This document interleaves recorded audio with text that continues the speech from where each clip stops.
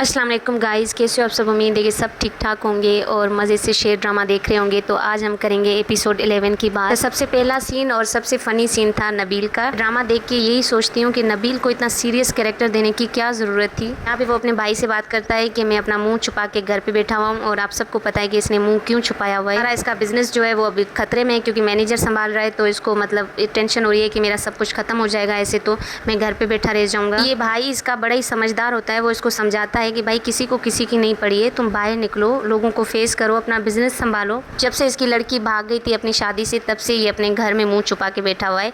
इसका भाई समझाता है इसको कि किसी को किसी की नहीं पड़ी, लोग इतना नहीं सोचते हैं फारिग होके जितना आप सोच रहे हो। रही बात रिश्तेदारों की, वो तो हमारी जो आम जिंदगी के रिश्तेदार हैं वो भी नहीं छोड़ते, तो इसके क्या छोड़ेंगे। चलो ठीक है, वो उस हद तक ठीक है, लेकिन आप अपना बिजनेस तो संभालो ना। इसका भाई ज़्यादा सेंसिबल है, वो दुश्मनी खत्म करने की बात करता है, लेकिन नबील कहता है कि अभी शुरुआत उन्होंने की थी और ख़त्म मैं करूँगा। और यहाँ पे शाहजमा की बड़ी बीवी है, वो कहती है कि अब मैं हुकूमत करूँगी। अब शाहजमा जब जिंदा थे तब तो मुझे अपने राइट्स दिए, नहीं तो अब मैं चलाऊँगी इस सब पे अपनी हुकूमत की। जो छोटी बीवी है उसको अपने इशारों पे चलाऊँगी, लेकिन ऐसा बिल्कुल ही मुमकिन नहीं लग रहा क्योंकि वो बहुत समझदार है और एजुकेटेड भी है, वो इसके कहने पे तो नहीं चलेगी। पे इनकी बहस चलती है कि तुम घर में रहो, ये करो वो करो। अभी आपका शोहर, अभी उसकी डेथ हुई है, लेकिन वो कहती है कि मेरा बेटा हॉस्पिटल में है, मुझे उसके साथ होना चाहिए। अब जाहिर सी बात है वो उसकी सगी अम्मी है तो अपने बेटे के पास ही जाएगी हॉस्पिटल में, लेकिन यहाँ पे वो बड़ी बीवी उसका फ़ायदा उठाती है और सारे जो भी उसके जेवर पहने हुए होते हैं वो उतरवा देती है। सब कुछ उतार के तो उसको दे देती है, लेकिन बड़ा ही अच्छा जवाब उसको दे के जाती है। यहाँ पे उसका मुंह बंद हो जाता है। उसके बाद अभी जिसकी बीवियाँ थी वो तो बेचारा चला गया, लेकिन इनके सीन ये नोक झोंक चलती रहेगी घर में,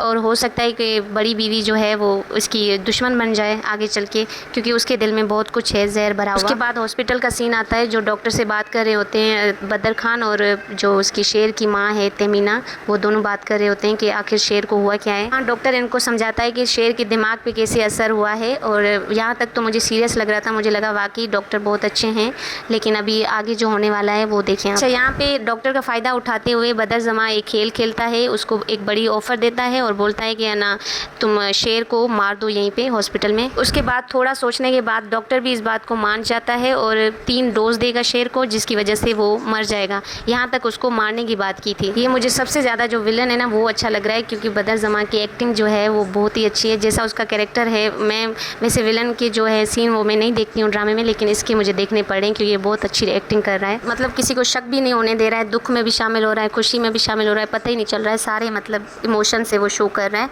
और अपने कैरेक्टर में घुसा हुआ है बिल्कुल ही। बाद बदर जमा तो अपने घर चला जाता है और घर का सीन आता है कि यहाँ पे अभी तक इनका शोक चल रहा है और सब सफ़ेद कपड़े पहने हुए हैं। ये मुझे समझ नहीं आ रहा ये कौन सा रवाज है। शायद वो इतना बड़ा आदमी था इसलिए इन्होंने खींचा हुआ है इस दुख को, वैसे तो अब ख़त्म करना चाहिए। यहाँ पे छोटी बहन बड़ी बहन को समझा रही है कि वो शेर भी हमारा भाई है और बाबा से तुम इतनी नफरत क्यों करती हो। तो वो कहती है कि मुझे इनका बस थोड़ा सा दुख है और इतना शिद्दत वाला दुख नहीं है, पता नहीं क्यों ये बेटी इतनी खिलाफ क्यों है अपने बाप के। बिल्कुल अपनी माँ पे गई है और छोटी बेटी उसको फिर भी एहसास है अपने भाई का और अपने बाबा के जाने का। अच्छा, यहाँ पे बदर जमा और उसका बेटा दुख की एक्टिंग कर करके थक गए हैं, वो भी अब सोच रहे हैं कि ये कब सारा ड्रामा खत्म होगा। यहाँ पे बदर जमा शाहजमा की बेटियों को बताता है कि कल वकील आएगा और सारी विल बताएगा जो भी शाहजमा की थी। देखना ये होगा कि शाहजमा की विल में क्या होगा। अभी ये लोग भी इसी वजह से परेशान हैं कि पता नहीं क्या करके गए होंगे। मर तो गया, लेकिन अभी पीछे क्या करके गया। वो भी बड़ा समझदार बंदा था, जो भी करके गया बड़ा अच्छा काम करके गया। जो बड़े लोग मर जाते हैं तो उनका दुख कम और उनकी विल की टेंशन इनको ज़्यादा हो जाती है। और यहाँ पे भी अपने बेटों के साथ डिस्कस कर रहा था कि बड़ी जो वाइफ है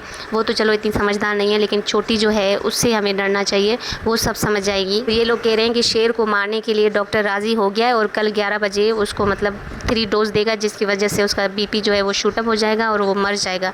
इनकी प्लानिंग यहाँ तक यही थी, लेकिन जो आगे होने वाला है विल सुनने के बाद वो सब हैरान हो जाएंगे उस बात पे। यहाँ पे शाहजमा का जो वकील है वो आ जाता है और सारी विल सुनाता है, जिसमें सारा जो बिज़नेस है वो शेर के नाम हो जाता है और जो ज़मीनें वगैरह हैं वो अपनी बेटियों और बीवियों के नाम करके जाता है। तो शाहजमा कितना होशियार था, यहाँ पे वो खेल खेल के गया कि अगर डेथ हो जाती है शेर की तो सारा जो है बिज़नेस वो ट्रस्ट के नाम हो जाएगा।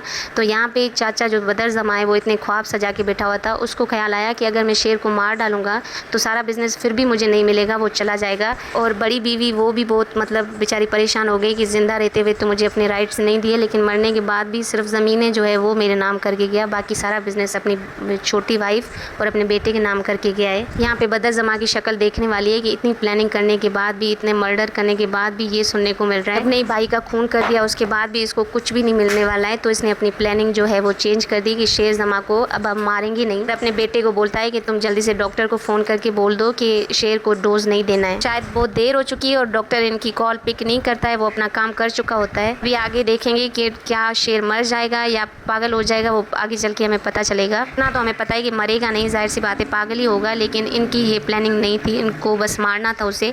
और जब पता चला विल का तो इन्होंने अपनी प्लानिंग जो है वो चेंज कर दी और मारना नहीं चाहते थे, लेकिन डॉक्टर ने इनकी कॉल नहीं पिक की, इसकी वजह से वो पागल हो गया। इतनी बात हमें यहाँ तक समझ आ गई। इन दो आंटियों में से सिर्फ एक समझदार होती है जो बड़ी बीवी को समझाती है कि वो अपनी खानदानी जो भी उसकी प्रॉपर्टी थी उसमें से अपने बेटे या छोटी वाइफ को कुछ भी दे के नहीं गया। जो अपनी मेहनत से उसने बिजनेस किया था सिर्फ वही उनके नाम किया है, बाकी सब तो आप लोगों को दे के गया है। यहाँ पे ये भी पता चलता है कि छोटी बीवी जो तहमीना होती है उसको सारी विल पता होती है ऑलरेडी। अगर वो वकील से ना भी सुनती तब भी उसको पता था कि कौन कौन सी चीज़ लिखी हुई थी विल में, क्योंकि तहमीना उसकी रिस्पॉन्सिबिलिटी थी। शायद वो अकेला इसको लेके आया था या फिर बाकी ख़ानदान वाले इसको पसंद नहीं करते होंगे, इसलिए वो सारी चीज़ें उसी को दे के गया।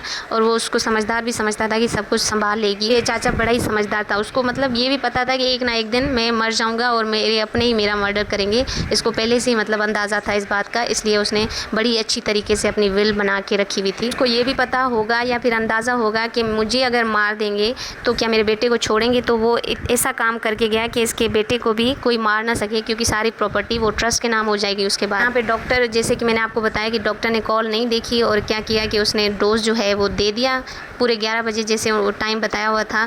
और उसके बाद जो है वो शेर की तबीयत ख़राब हो जाती है और बेचारे के अब क्या हाल होगा वो तो अभी आगे देखने वाला होगा। यहाँ तक ही एपिसोड था ये वाला, और अब हम आगे देखेंगे कि शेर की जो है वो जो एक डोज तो इसने दे दिया, लेकिन जो बाकी 2 डोज है क्या वो बदर जमा मना कर पाएगा या फिर वो भी दे देगा डॉक्टर। पता नहीं ये डॉक्टर क्यों बिक जाते हैं और ड्रामों में, मतलब वो तो मसीहा होते हैं ना एक इंसान को बचाने वाले, वही बिक जाएंगे तो फिर क्या ही होगा। खैर ये पैसों के लिए कुछ भी हो सकता है। डॉक्टर ने भी तगड़ी रकम जब 10 करोड़ की सुनी तो उसके भी मतलब लालच जाग उठी और उसने ये काम कर दिखाया।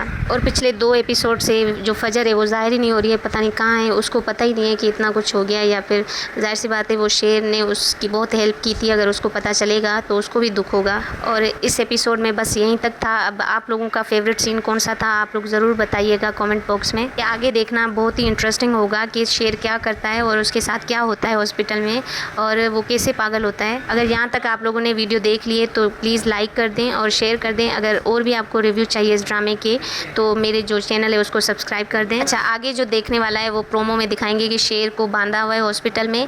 मुझे लगता है कि शायद लीप आ जाएगा, क्योंकि शेर के जो बड़े बाल भी बड़े हो जाते हैं और दाढ़ी वगैरह बढ़ जाती है, तो शायद लीप के बाद ही ये सब देखने को मिलेगा। फिर जैसे ही होश में आता है सब पे अटैक करना शुरू कर देता है, जिसकी वजह से फिर डॉक्टर बोलता है ये कभी बिल्कुल ठीक हो जाएगा और कभी जो है इसका ये पागल हो जाएगा, और शायद इसी वजह से फिर ये पागल खाने भी जाता है। अगर आपको मेरी वीडियो अच्छी लगी और रिव्यू आप चाहते हैं तो मेरे चैनल को सब्सक्राइब कर दें और वीडियो दूसरों तक शेयर कर दें। अल्लाह हाफिज़।